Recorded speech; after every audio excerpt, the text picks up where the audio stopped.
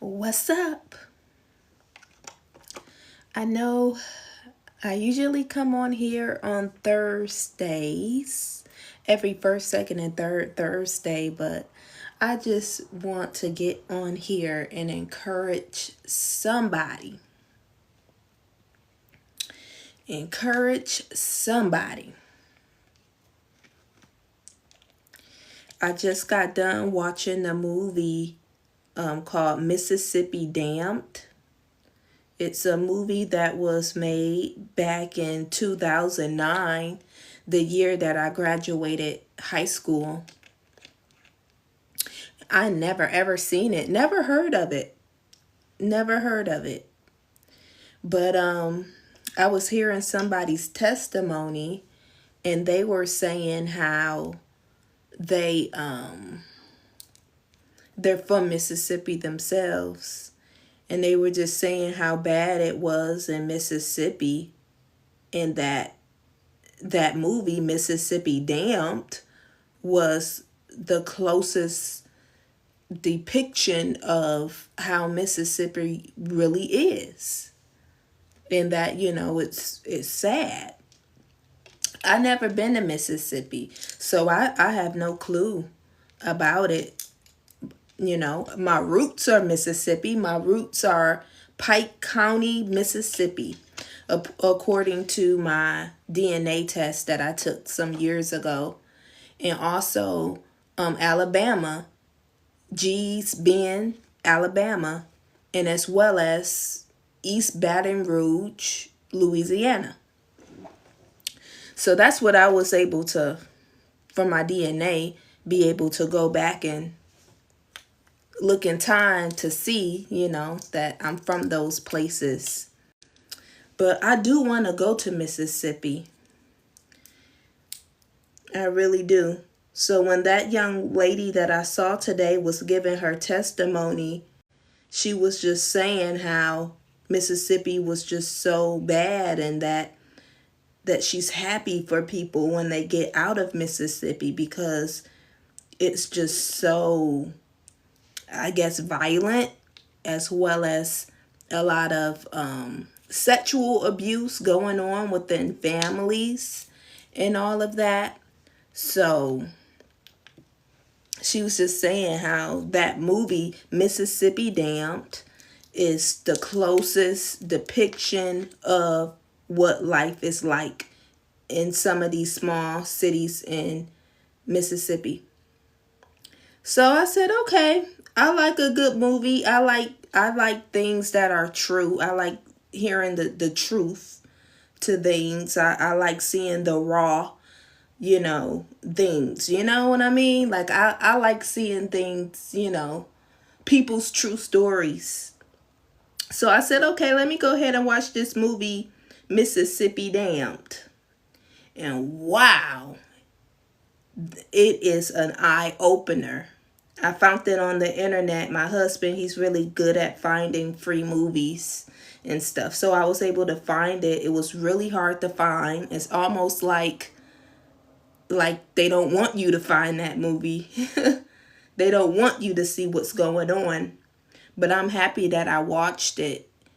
And that's why I'm on this live tonight, because I want to try to encourage anybody who may be going through what those people went through in that movie. And I know that it's common. A lot of people probably been through the same thing that they went through, and it's living it out right now. I never lived a life like how they lived, and I'm a Black American myself. Woo-wee. Well, in the movie, and don't mind me, I'm just fixing my nail here before I get off here, but in the movie, it followed 3 young youth that were in the same family, and in each one of their households. Each one of the households had a lot of trauma in it.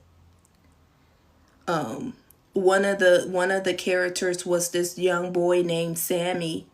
He was 15 years old, and he was in high school, and he was good at basketball, and he was doing well in basketball. And unfortunately, his family was too poor to be able to keep up with the demands of playing basketball as a youth. He needed money to like do certain things and go certain places with the team, and he didn't have the money. And this one man, I guess, who's in the community, took note of that, and he would drive him home from basketball practice. Even though this young man has a father, the father isn't in his life. So this man of the community, saw that, and he decided to start taking them home. And he knew he had financial issues. So he started propositioning him to, do sexual favors for money. And he coerced him into doing those things. And he did those things so that he could have money, so that he could continue on his efforts in, his basketball at school. And then his mother was an alcoholic, and she was shacking up with her boyfriend, and her boyfriend wasn't doing her right either. He wasn't even doing her right. He was, seeing other women, and it was very plain and clear. He was very bold about it. He was so bold about it that she actually came to their house, and she saw the woman there and attacked her and stabbed her. It was unclear if the woman survived in the movie, but she definitely attacked her, and she went to jail for at least 12 years. Okay, so that left Sammy, that 15-year-old who was getting molested by the local older community man. He has to go now to his aunt's house and live with them. Okay? At his aunt's house, he ends up sexually assaulting his young cousin. So the generational curse is being passed forward. This man did this to him for money so that he could have it for his basketball, and now he is in return at his aunt's house and is sexually assaulting his cousin.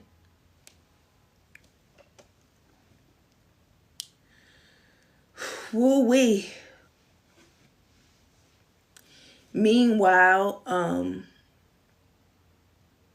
12 years later, his mom does come back. She's released. She meets another man, and she gets into alcohol again. And at this time, that 15-year-old, he's a grown man now, and his cousin that he sexually assaulted is grown as well. The 15-year-old male, he was a professional athlete, but he got injured, and so he had to find a regular job, but he was too prideful to find a regular job.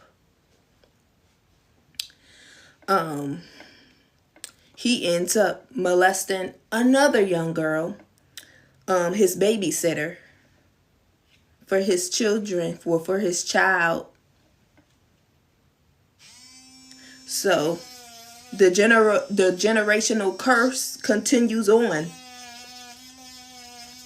The young girl, his cousin that he molested back 12 years ago,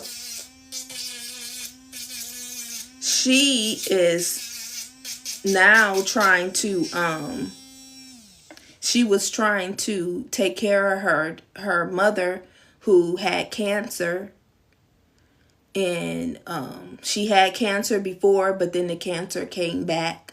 And she didn't go to college because she wanted to stay home so she could take care of her mother. And unfortunately, her mother dies. And also the aunt that couldn't have a child but really took a liking and a love for the young girl, she dies as well, and she leaves her $25,000 in life insurance so she could go to college. So yeah. And that guy, the 15-year-old who was, sexually assaulted by the local community man, when he molested that his babysitter, because his wife found out, he ended up committing suicide. So all of this is a true story. I would definitely recommend going to watch Mississippi Damned. Yeah, this is people's reality, and it's just crazy because I don't know, I just didn't know things was happening like that in the South. When I look at, I used to look at YouTube videos of people driving around and recording the communities and stuff.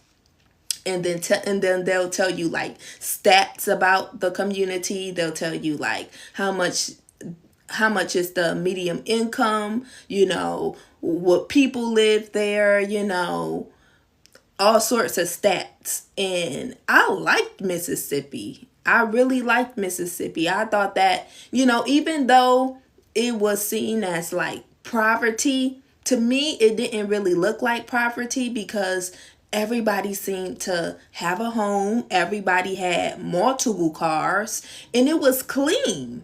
And it wasn't nobody out there. It wasn't nobody in the streets, on the street corners. It was no activity really. It just seemed like everybody was in their house. It just seemed like some good country living. So I wouldn't have never known that, people was struggling so bad. Another part of the movie of Mississippi Damned is that they never had food. It was nobody ever had no food in their refrigerators. It was no food. It was in real life it's called a food desert. So that means that there's no fresh produce, there's no fresh foods that's available. Within the local community, you'll have to go out far away to get those things and bring them back home. So with it not being enough fresh foods, people depend on stuff that has shelf life foods and, highly processed foods. And when you depend on high processed foods, then your body is not getting the nutrition that it needs. So it holds on to fat instead. So that's why you could see, some people, they are malnourished, but they're obese at the same time,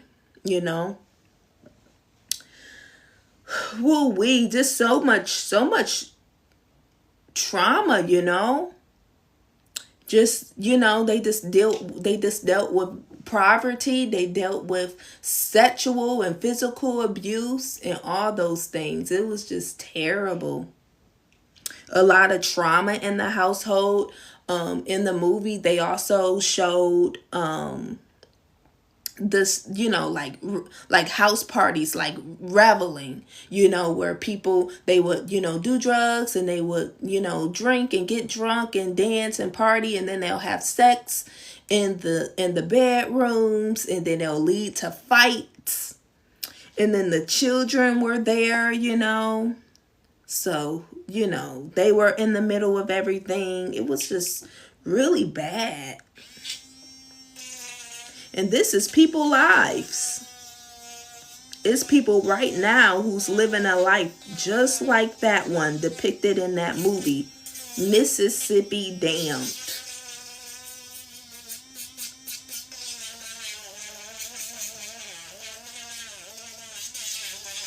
Excuse me real quick. I just got to get this on here.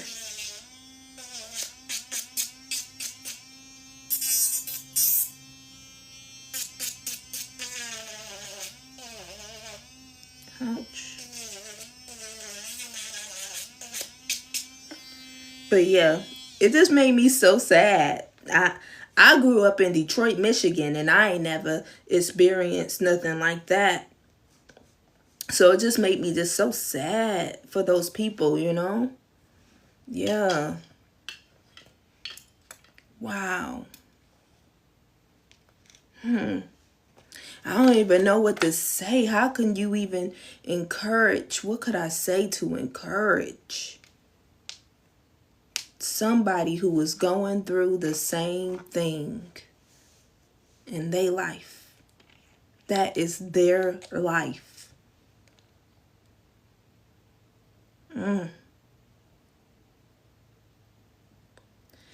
If I can give any advice to anybody who may be in that situation where you are you just had a very trauma-filled life, and you don't know how to go on, because I'm sure you probably still remember everything that you went through, and it probably still bothers you to this day. My advice to you, if I were to give you advice, is truly all you can do is focus in on the Lord. And that's really the best thing that you can do. And you might even have to, if there's still a lot of trauma going on in your life, especially with, the people around you kind of feeding in that trauma, I would say probably go somewhere else to live. But make sure when you go somewhere else to live that you put everything in Jesus Christ. I'm telling you, put everything in Him. So, you're not going by yourself wherever you choose to go or choose to be, even if you're in your same town. Just focus in on the Lord. So what does that look like? If you go to school, go to school. Focus in on school and go to church. If you working, go to work, go to church. That's your life. And then if you want to do recreational things, do things that is clean and fun. Like going to the skating ring or going to exercise or, something that's clean and fun. Not the club, not the bar. Something clean and fun. You're going to have to reevaluate your life, and don't let other people come and feed in trauma and dysfunction in your life. You're going to have to get them out. And I know we love our family and everything, and there's nothing wrong with loving your family, but sometimes you have to go away so that you can grow. You feel me? Sometimes you gotta go away so that you can grow in peace. And I know that for a fact. The Lord did that with me, and I don't even have like that sort of trauma, past trauma in my life. But even with me, the Lord separated me from my family. When I live 2.5 hours away from where I grew up. I live in West Michigan. My family is in Southeast Michigan, 2 hours and 45 minutes away. And I knew that he had me up here by myself. He isolated me, the Lord did, because he wanted to work on me. And he didn't want the influence of other people. Even though, they're your family and they love you, they don't mean no harm or nothing like that. They don't mean no harm or nothing. But sometimes the Lord, he just want you by yourself so that he can pour into you so you won't get distracted. You feel me? So if I was you in your situation and you are from a dysfunctional family and just a dysfunctional, you just had a dysfunctional life full of trauma and you trying to, get yourself back together and whatnot, I would say definitely just focus in on the Lord and your responsibilities. When I was up here by myself, living all by myself, I had just graduated college. I didn't go back home to live back home. I came up here by myself. I didn't know anybody. I had a friend, but that's about it. I just had a couple of friends that lived up here, but I didn't have any family. So that was new for me. And what I did was the Lord, he blessed me with my apartment. He blessed me with my job. And I just went to church. And that's what I did. I went to church. It was the first time in my life that I ever went to Bible study. And we actually studied the Bible. I never ever read the Bible before. I never ever studied it. Never even got to talk to a pastor personally before. That was my first time even ever being able to speak to my pastor, and they asked me questions, I asked them questions, and I got to be near them because in Detroit, you could never really be near them for real, other than shaking their hand, and then that's it, if you got the honor to do that. And I never ever went to a Bible study before or nothing. So yeah. So I just got submerged into the things of God when I came up here. It was no distractions. It was just literally I would work, then I would get off of work and I would go to Bible study. And then sometimes I would go work out at Planet's Fitness, have some fun there just from working out by myself. Yeah. And that was awesome. And I wouldn't be the woman that I am today if the Lord didn't separate me and whatnot. I think I would have got really, really distracted by my family. Even though they're good people and everything, I just think it would have distracted me big time. I wouldn't be the woman that I am today. I don't think I wouldn't be a prophetess. I wouldn't be as close as I am to the Lord as I am today. It just wouldn't have happened because I would have been like too far up they butt instead of being with the Lord. Yep. So if I was you, whoever's watching this and you had a trauma-filled life and you're looking to have a better life, one with a lot less chaos and a lot less dysfunction, I would say go be with the Lord. Ask him where he wants you to go. I'm telling you, he gonna tell you. It might be in your town. Who knows? Maybe he'll have you go somewhere else in your town. But focus in on him I'm telling you, it's going to be the best thing you'll ever do for yourself. Woo-wee. And then just come back on holidays. You can come back on holidays or something like that. But that's about it. And then later on, he might, have you be around a little bit more. But first he wanna pour into you first.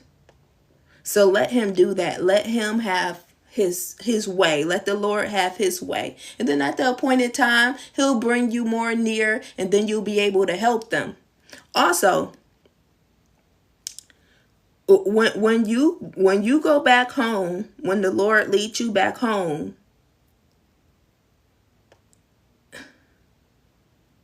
how can I say this? When he lead you back home,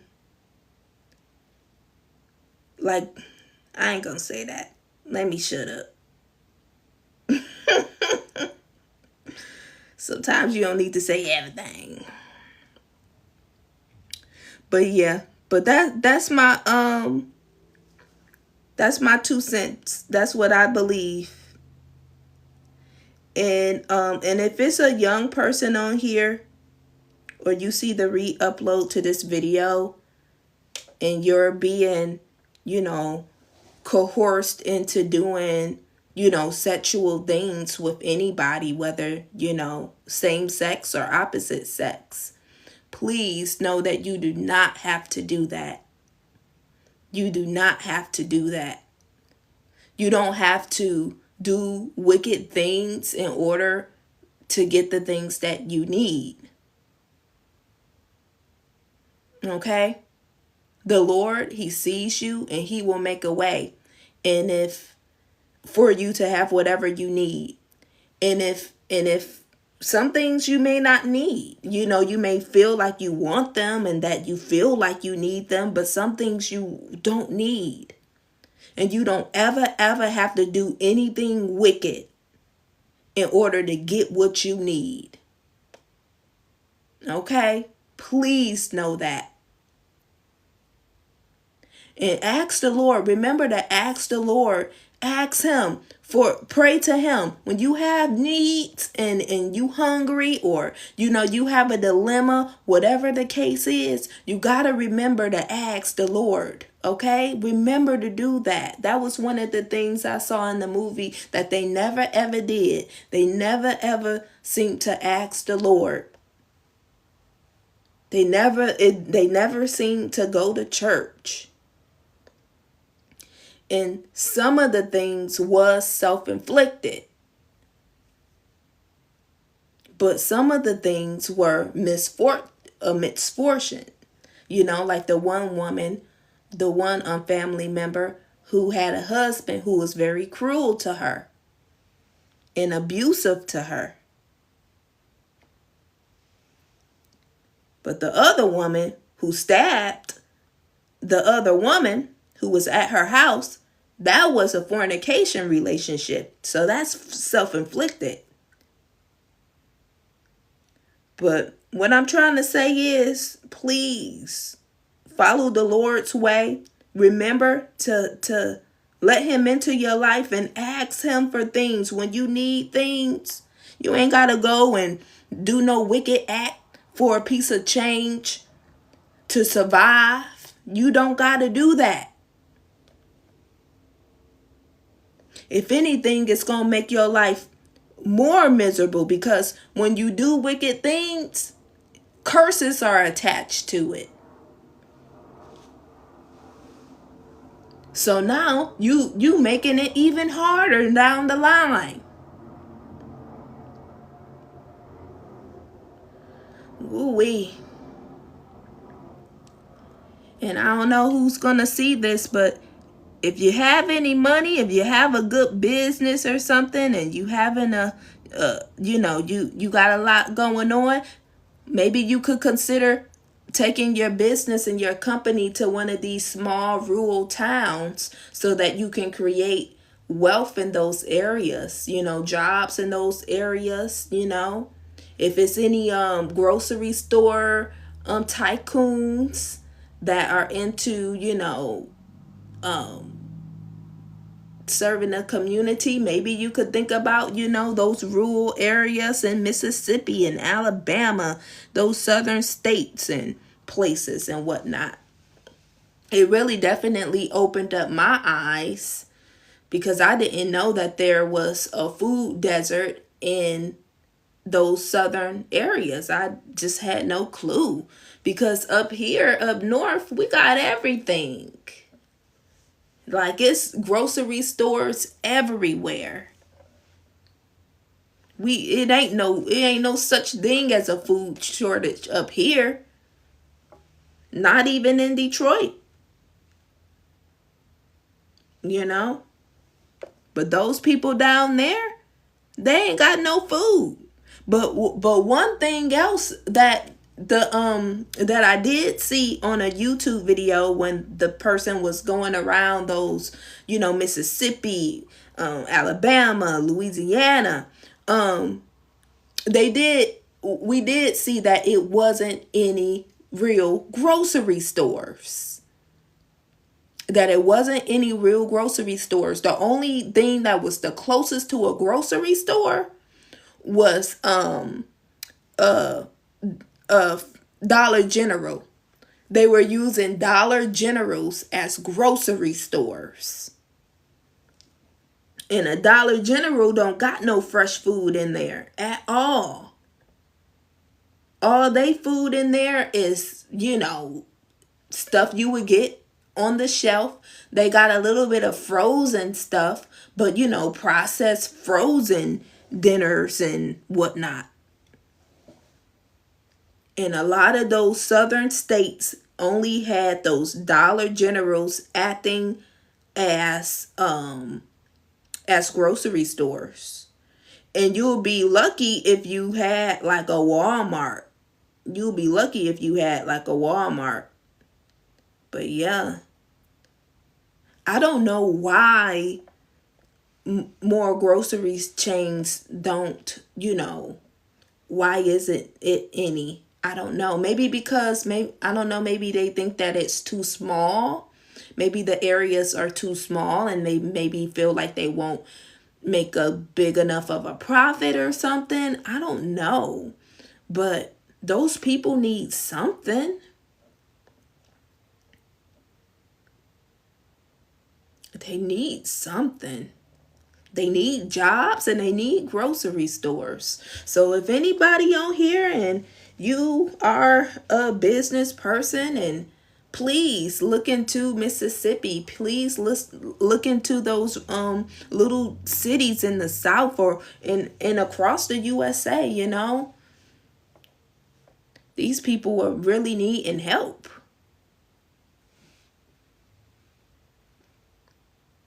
And I say for the people who are living in these states, speak out. I would say get on TikTok, get on these platforms and speak out, because honestly, nobody knows. Like people in the North, usually a lot of people don't know what's going on in the South and vice versa. So you really gotta speak up, because, I ain't know nothing about no food desert in the United States of America where everybody eating good. You know what I'm saying? I ain't know nothing about that. So I think it's important to speak up. Say what's going on.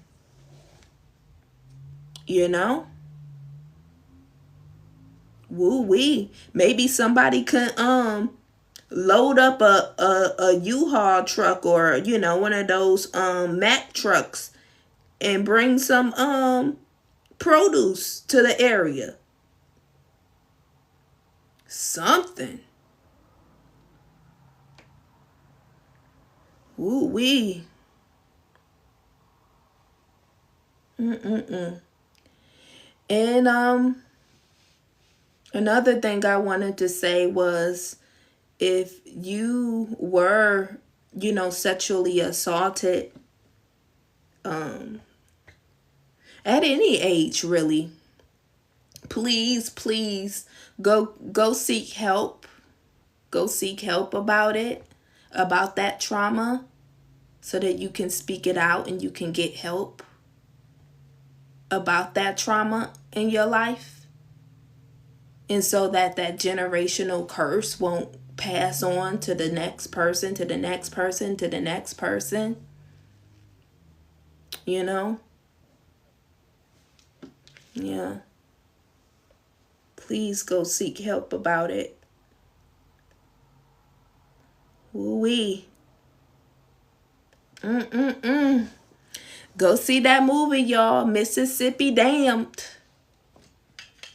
It's on the internet. It might be hard to find at first, but just keep searching the pages for it and you should find it. I think one of the ones I found, the one that I found, I don't remember the site that my husband found on, but the one that I found it's called, I don't remember that name. I can try to figure it out. I don't remember that name. I can try to figure it out. Hold on.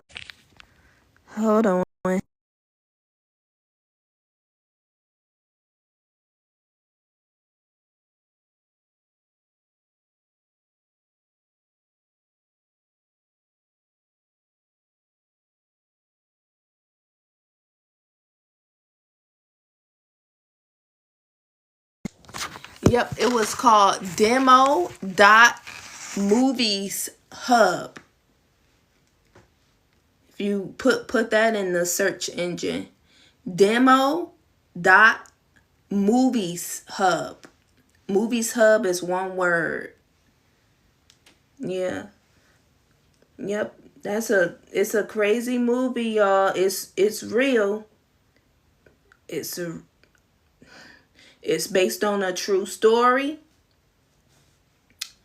Out of the city of Tapaloopa. How you say it? It's a funny word. Tabalupa,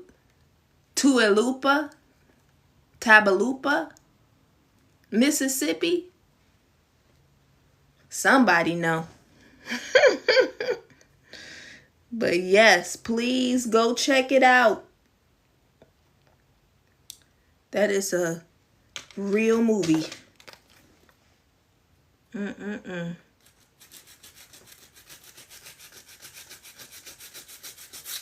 But that's all I wanted to say, y'all. I just wanted to come on here and talk about that movie and encourage anybody who may be in a similar situation or lifestyle or history as that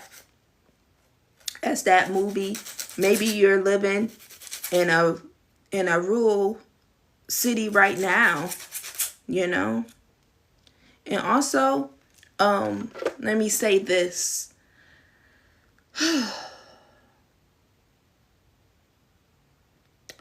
When it comes to poverty, money,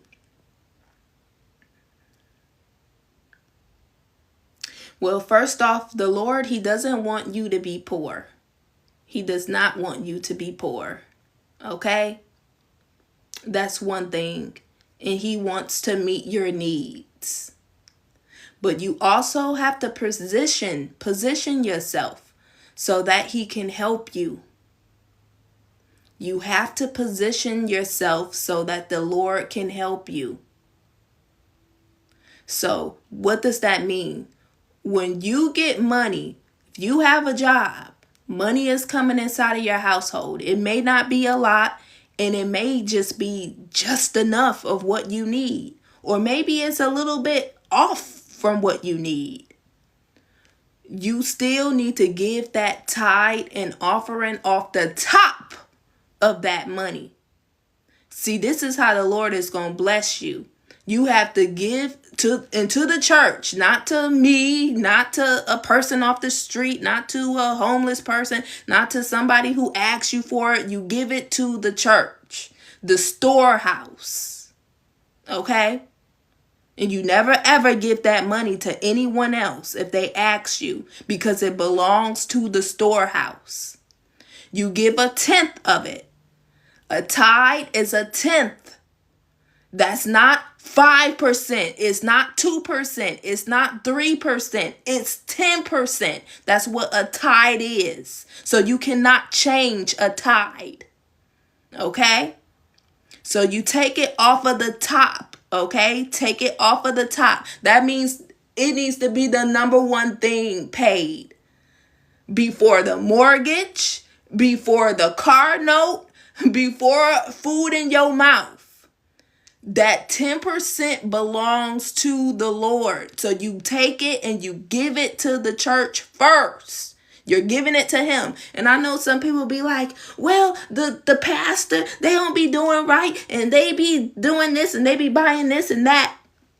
If that church is wicked and you know that they not doing right, then you need to go to another church. But that 10th, it still belongs to the church. So find a good church, good soil to sow into. If you feel that way about your church and that pastor, then you need to leave there and find another church that has good soil, because you want to sow into good soil. Okay? So you take that 10% off of the top. Okay? And I'm telling you, the Lord, he is going to make a way. Tithing is spiritual. It is spiritual. When you give that tithe off of the top of money that was given to you by your Lord and Savior through the form of your job, when you give that to him, you're showing him that you have faith in him and not the money. You have faith in him and not your job. You feel me?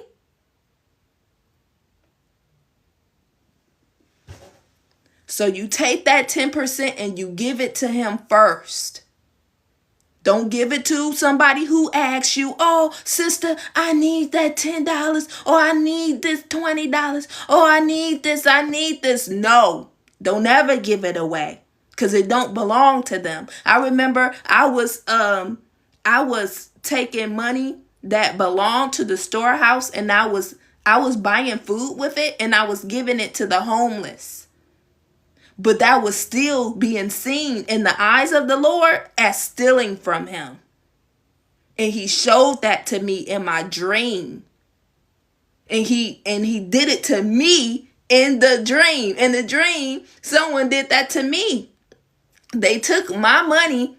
I didn't know that they was taking my money, that it was my money that they was taking and giving to the homeless. And I wanted my money back, because I'm like, hey, you took my money to bless them. I didn't know you was taking my money to bless them. And I wanted my money back. And it was the same thing I was doing to the Lord. I was taking money out of the storehouse, money that would belong to the storehouse, and I was giving it to the homeless people. And that's not what he wanted. The Lord will be able to take care of them. What he wants from me is to be obedient and to pay my tithes to the storehouse. Do not give the money that belongs to the storehouse to other people. He will take care of them. He just wants you to be obedient and to give your tithes to the storehouse, which is the church. Okay? And I'm telling you, when you do that, your finances is going to turn around. They're going to turn around.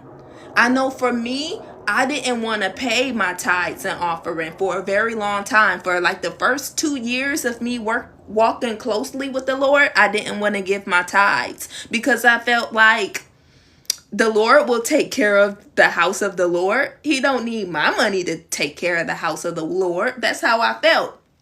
And plus, I didn't have enough money to pay my tithes.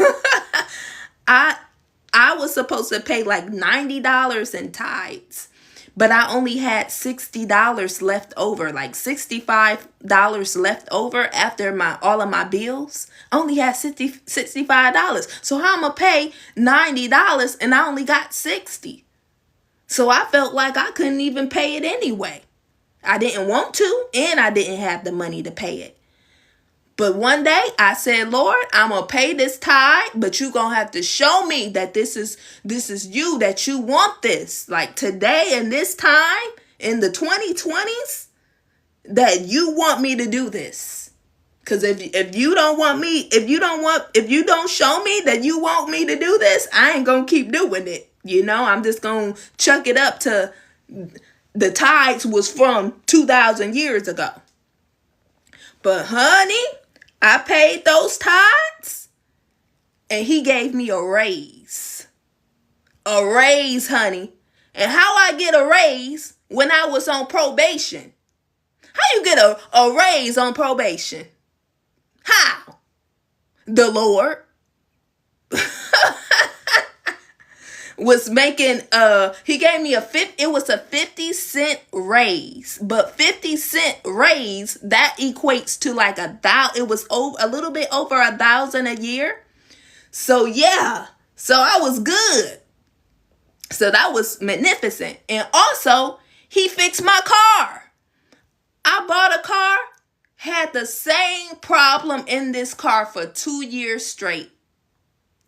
And he gave me the video of what was going on. Whoa, y'all about to make me cry because the Lord is good. He is good. He gave me the video to what was going on to my car. That video was uploaded on YouTube 2 years ago. And I searched all over YouTube trying to see if anybody was having the same problem. That video just appeared. It been uploaded 2 years prior.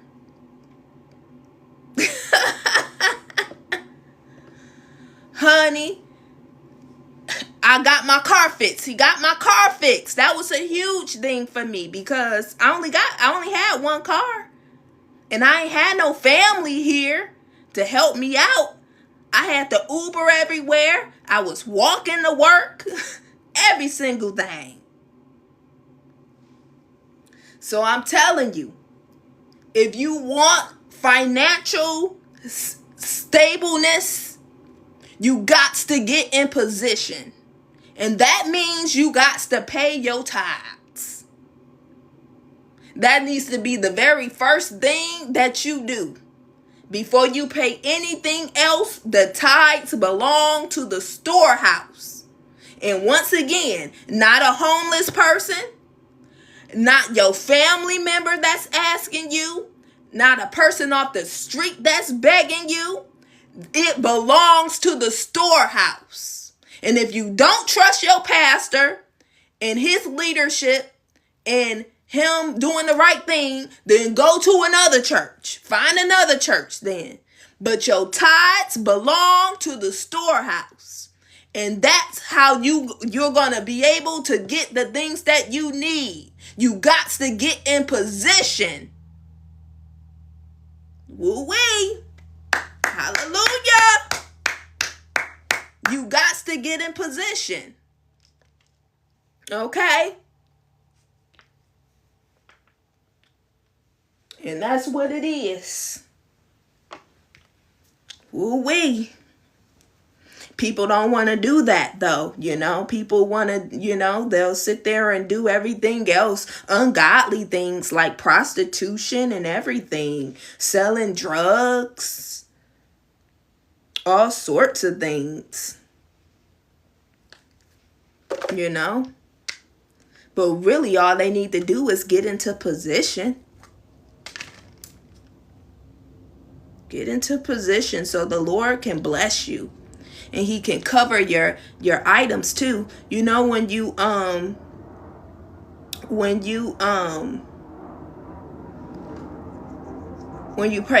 pay your tithes and offering, he also rebukes the devourer, which is the enemy. So your things last longer. Your cars last longer. Your appliances last longer. Because he rebukes the devourer, which is the enemy who comes to, destroy your things, make them to not last as long, and all of that.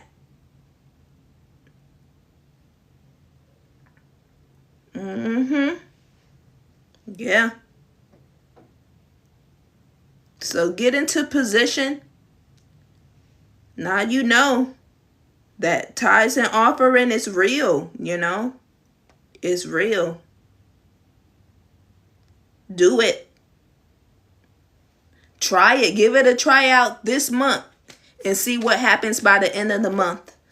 When I first paid my tithes and offering, by the end of the month, I did it for the full month. And then I want to say by the 5th day of the 2nd month, I got that raise. So after I did my part of the duty, I told them I was going to pay my tithes and my offering for the whole month. Oh, let me talk about offering. Now, did I do the offering part? I don't know if I did the offering part, but how the offering part differs from the tithe part is the tithe, that's the expectation. It's that 10% off of the top. Now that offering is different. That's the amount that can be any amount. It could be $1, it could be $2, it could be whatever you want. It's just an extra offering of just thankfulness, So it can be anything. And that's the offering is the part where you can get back 30 fold, 100-fold. It's like seed, sowing seed into the ground, and then you're recouping. Okay, so as much as you give is as much as you'll receive. You can receive more, you can receive a overflow. But that's the offering. In order to do the offering, you have to do the tithe. It's the tithe, and then the offering is at the top. So, some people be getting it mixed up, like thinking that they can just give whatever. No, you have to give that 10% first. And then the offering, you can do whatever you want with that. Okay? You can give however much you want with the offering, and you can give it to whoever. It doesn't have to go to the church, the offering part. Okay? The tithe and the offering. This offering, it can go to anybody. It can go to the homeless people. It can go to a family member. It can go to whoever asks you. It can go to whatever you want to give into, or whatever you want to give a gift to. That's that offering. It's on the top, okay? You cannot give an offering without first completing the tithe. Okay, you cannot give an offering without first completing the tithe. You cannot have an incomplete tithe. You feel me? So yes. I'm saying. And that offering is just like seed. It's as much as you